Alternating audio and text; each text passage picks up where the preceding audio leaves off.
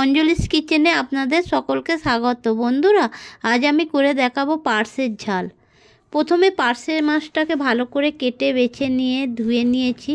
তারপরে এতে পরিমাণ মতো লবণ আর হলুদ মাখিয়ে দিচ্ছি। আমার লবণ হলুদ মাখানো হয়ে গেছে মাছটাতে। এবারে উনানে কড়াই বসিয়ে তাতে পরিমাণ মতো সরিষার তেল দিলাম। এবার সরিষার তেলটা একটু গরম হলে পরে তাতে মধ্যে একে একে পার্সে মাছগুলো আমি ছেড়ে দিচ্ছি বন্ধুরা। এইভাবে এক এক করে পার্সে মাছগুলো আমি ছেড়ে দিলাম। ছেড়ে দিয়ে এক পিঠ হয়ে যেতে আর এক পিঠ ভাজা ভাজা করে নিচ্ছি বন্ধুরা। এইভাবে আমি মাছগুলোকে এপিট ওপিট করে ভালো করে লাল লাল করে ভেজে নিলাম বন্ধুরা। আমার মাছ ভাজা হয়ে গেছে। এইবারে আমি খুন্তি দিয়ে একটা প্লেটের মধ্যে তুলে দিচ্ছি বন্ধুরা। তারপরে আবারও কিছুটা মাছ ছিল, ওই আগের ভাজা তেলের মধ্যে আমি মাছগুলো একে একে ছেড়ে দিলাম বন্ধুরা।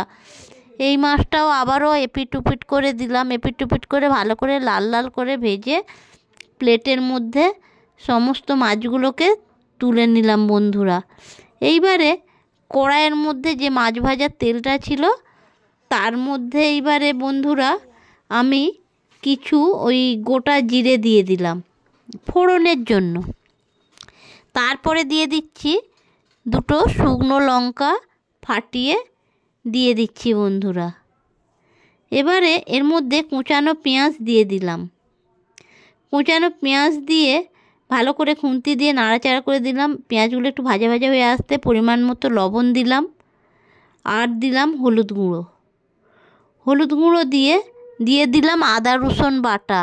আদা রসুন বাটা দিয়ে ভালো করে খুন্তি দিয়ে নাড়াচাড়া করে দিলাম। এরপরে দিয়ে দিলাম লঙ্কা গুঁড়ো।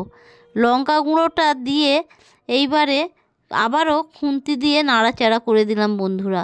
দেখুন বন্ধুরা কত সুন্দর লাল মতো হয়ে গেছে কষানো মশলাটা। এরপরে দিয়ে দিলাম কুচানো টমেটো। টমেটোটা দিয়ে ভালো করে খুন্তি দিয়ে নাড়াচাড়া করতে থাকছি।